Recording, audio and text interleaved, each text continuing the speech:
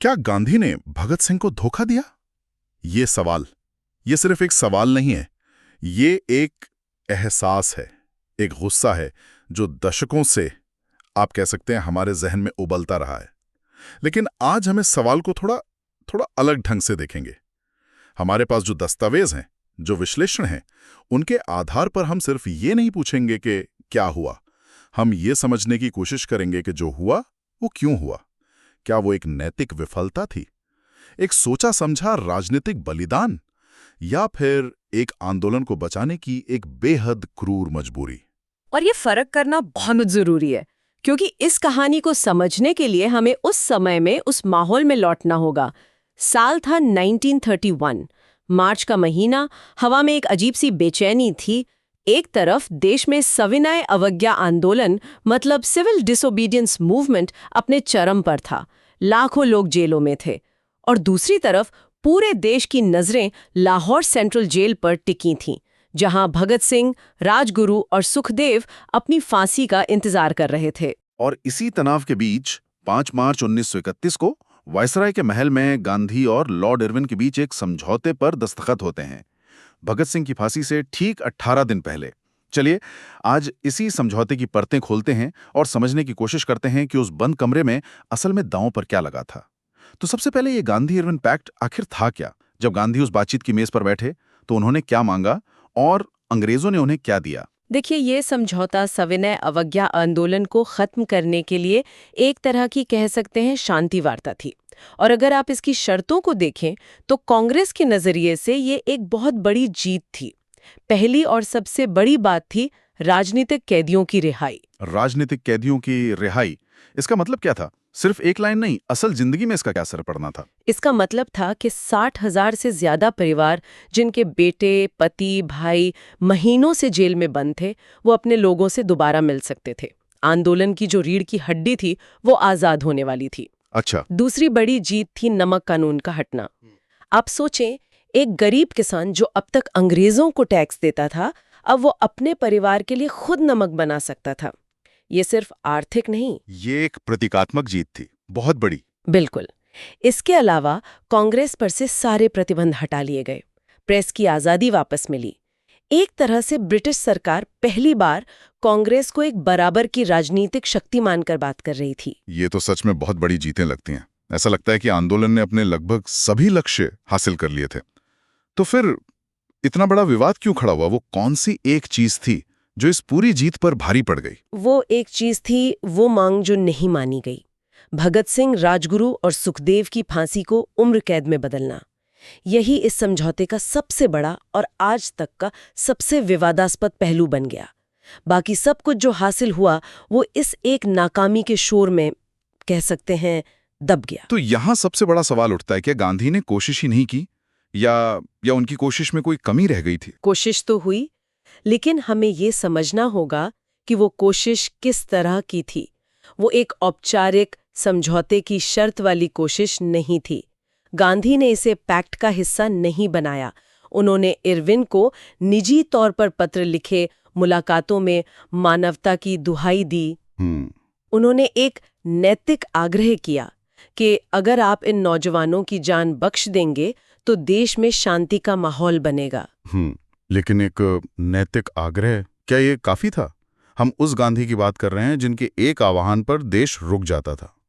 उनके लिए इसे सिर्फ एक निजी अपील तक सीमित रखना, क्या ये अपने आप में एक राजनीतिक फैसला नहीं था? बिल्कुल, और यही इस मामले का क्रक्स है। उन्होंने ये नहीं कहा कि अगर आप फांसी नहीं रोकेंगे तो हम आंदोलन वापस नहीं लेंगे। उन्होंने जनता के उस भारी दबाव का, जो भगत सिंह के लिए पूरे देश में था, उसका इस्तेमाल एक तुरुप के पत्ते की तरह नहीं किया। मतलब? सीधे शब्दों में कहें तो भगत सिंह की जान को एक नॉन निगोशिएबल मुद्दा नहीं बनाया गया। ये एक अपील थी, मांग नहीं। और राजनीति में अपील और मांग में जमीन आसमान का फर्क होता है। अब यहाँ बात सच में बहुत दिलचस्प हो जाती है। सवाल यही है कि क्यों गांधी, जो उस समय आंदोलन के सबसे बड़े, सबसे कद्दावर चेहरे थे, वो इस मुद्दे पर अड़े क्यों नहीं? इसके पीछे क्या कारण थे? इसके पीछे कोई एक कारण नहीं, बल्कि 3 बड़े और एक दूसरे से जुड़े हुए कारण थे। पहला और शायद सबसे गहरा कारण था वैचारिक टकराव। गांधी की अहिंसा और भगत सिंह की क्रांतिकारी हिंसा के बीच का टकराव। गांधी का मानना था कि रास्ता उतना ही पवित्र होना चाहिए जितनी मंजिल। उन्होंने यंग इंडिया में साफ साफ लिखा था, मैं भगत सिंह के साहस और बलिदान का सम्मान करता हूं, लेकिन मैं उनके रास्ते का समर्थन नहीं कर सकता। मतलब उन्हें डर था कि अगर भगत सिंह को बचा लिया गया तो हिंसा का रास्ता सही साबित हो जाएगा और उनकी अहिंसक राजनीति कमजोर पड़ जाएगी। ठीक यही बात। उन्हें डर था कि अगर ब्रिटिश सरकार भगत सिंह के सामने झुक गई तो ये हिंसक क्रांति को एक तरह की वैधता दे देगी। ये देश के युवाओं को एक संदेश देता कि आज़ादी बंदूक से भी मिल सकती है, और इससे कांग्रेस की दशकों की अहिंसक राजनीति की बुनियाद हिल जाती। उनके लिए ये सिर्फ 3 जाने बचाने का सवाल नहीं था, ये भारत के भविष्य की आत्मा को बचाने का सवाल था। ठीक है, तो पहला कारण वैचारिक था, अहिंसा की रक्षा। लेकिन क्या ये सिर्फ विचारधारा की बात थी? कांग्रेस की अपनी राजनीतिक मजबूरियां भी तो रही होंगी। बिल्कुल, और ये हमें दूसरे कारण पर लाता है, जो है कांग्रेस की रणनीतिक प्राथमिकताएं। उस समय गांधी और कांग्रेस का मुख्य लक्ष्य था सविनय अवज्ञा आंदोलन को एक सम्मानजनक तरीके से समाप्त करना। वो चाहते थे कि कांग्रेस को मुख्य धारा की राजनीति में एक बड़ी ताकत के तौर पर स्थापित किया जाए। उन्हें लंदन में होने वाली गोलमेज सम्मेलन यानी राउंड टेबल कॉन्फ्रेंस में हिस्सा लेना था। भारत के लिए संवैधानिक सुधारों पर बातचीत करनी थी। तो उनकी प्राथमिकता आंदोलन था। उनकी प्राथमिकता आंदोलन, हजारों कैदी और कांग्रेस का भविष्य सुरक्षित करना था। इस बड़े राजनीतिक बिसात पर भगत सिंह का मुद्दा उनके लिए एक भावनात्मक अपील तो था, पर एक रणनीतिक लक्ष्य नहीं था। और तीसरा पहलू जाहिर है, अंग्रेजों का अपना आइडियल रुख रहा होगा, वो क्यों मानते? हाँ, और हमें इसे कम नहीं आंकना चाहिए। ब्रिटिश सरकार की हट, लॉर्ड इरविन पर लंदन से भारी दबाव था। विंस्टन चर्चिल जैसे नेता जो उस समय सत्ता में नहीं थे पर बहुत प्रभावशाली थे, वो गांधी को देशद्रोही फकीर कहकर उनकी आलोचना कर रहे थे।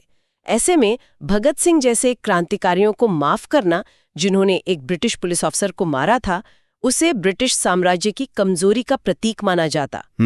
अंग्रेज पूरे देश को एक कड़ा संदेश देना चाहते थे कि साम्राज्य के खिलाफ हथियार उठाने का अंजाम सिर्फ मौत है। उनके लिए नाक का सवाल था। तो जब ये पैक्ट सामने आया और ये साफ हो गया कि भगत सिंह को नहीं बचाया जा सका, तो जनता पे इसका क्या असर हुआ?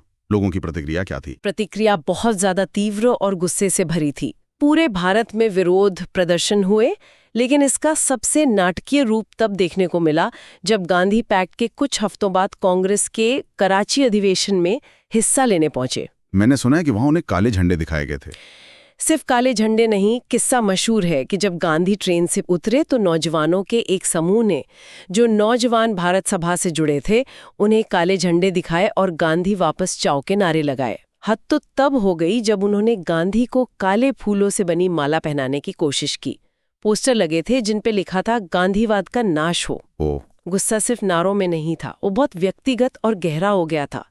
युवाओं के बीच ये धारणा घर कर गई कि गांधी ने अपने राजनीतिक फायदे के लिए भगत सिंह और क्रांति के आदर्शों को कुर्बान कर दिया। ये तो जनता की भावना थी, लेकिन समय के साथ इतिहासकारों ने इस घटना को कैसे दिखाया? क्या अब इस पर कोई एक राय बन पाई है?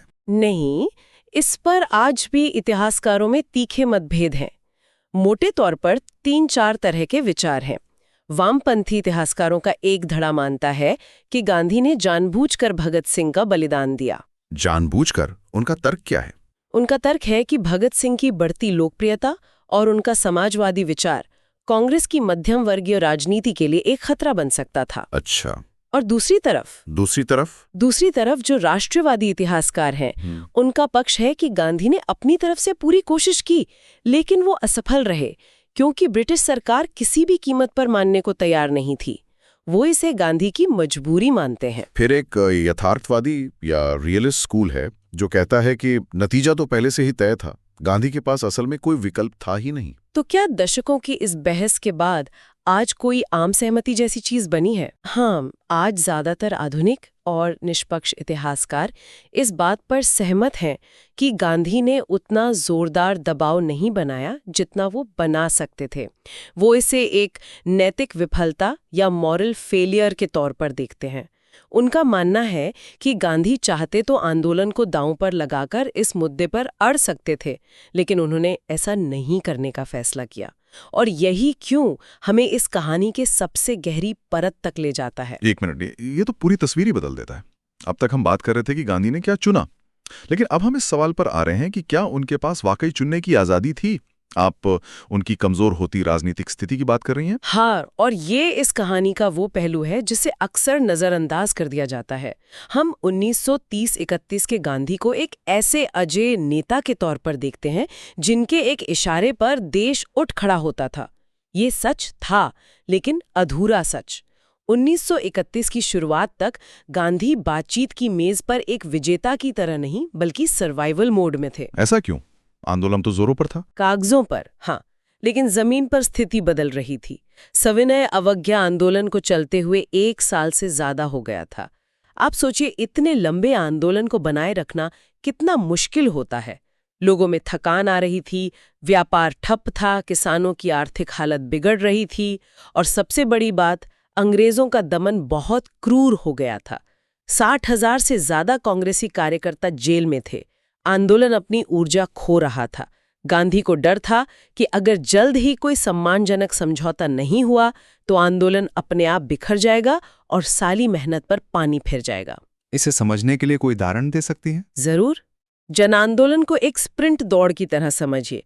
आप बहुत तेजी से और पूरे जोश के साथ दौड़ते हैं, लेकिन सरकार एक मैराथन दौड़ रही होती है।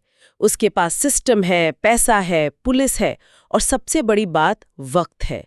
वो जानती है कि स्प्रिंटर आखिर में थक जाएगा। गांधी ये बात अच्छी तरह जानते थे। उन्हें उस थकते हुए आंदोलन को एक सम्मानजनक अंत देना था। तो उस कमरे में गांधी के सामने असल दुविधा क्या थी? उनके सामने असल में विकल्प क्या थे? उनके सामने 2 बहुत ही क्रूर विकल्प थे। पहला विकल्प ए, भगत सिंह की फांसी को मुख्य मुद्दा बनाकर समझौता तोड़ देना। इसका नतीजा क्या होता? समझौता टूट जाता, गोलमेज सम्मेलन का रास्ता बंद हो जाता, और वो 60,000 से ज्यादा कांग्रेसी कार्यकर्ता अनिश्चित काल के लिए जेल में ही सड़ते रहते।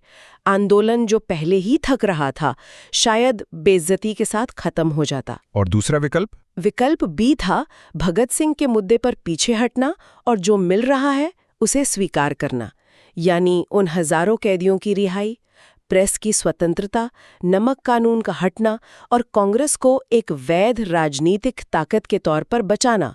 गांधी ने मूवमेंट ओवर मार्टर को चुना, यानी उन्होंने शहीद से ऊपर आंदोलन को रखा।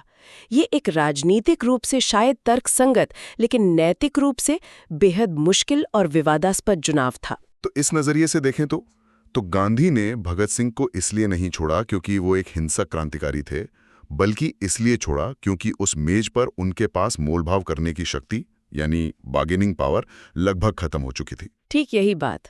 उस मीटिंग में वो वाइसरॉय पर दबाव नहीं बना सकते थे, उनसे सिर्फ भीख मांग सकते थे। और वाइसरॉय इरविन ये जानते थे, गांधी की मजबूरी उनकी सबसे बड़ी कमजोरी थी। तो अंत में हम शायद इस निष्कर्ष पर पहुंच सकते हैं कि गांधी का भगत सिंह को ना बचा पाना कोई सीधी साधी धोखेबाजी या साजिश नहीं थी। यह उनकी अपनी वैचारिक सीमाओं, उनकी रणनीतिक प्राथमिकताओं और सबसे बढ़कर उस समय के बेहद असमान शक्ति संतुलन का एक दुखद नतीजा था। बिल्कुल, ये सिर्फ गांधी की एक व्यक्तिगत या नैतिक विफलता नहीं थी। ये कहानी ये भी दिखाती है कि जब आप एक बहुत बड़ी दमनकारी औपनिवेशिक सत्ता से लड़ते हैं तो एक जन आंदोलन की अपनी सीमाएं होती हैं।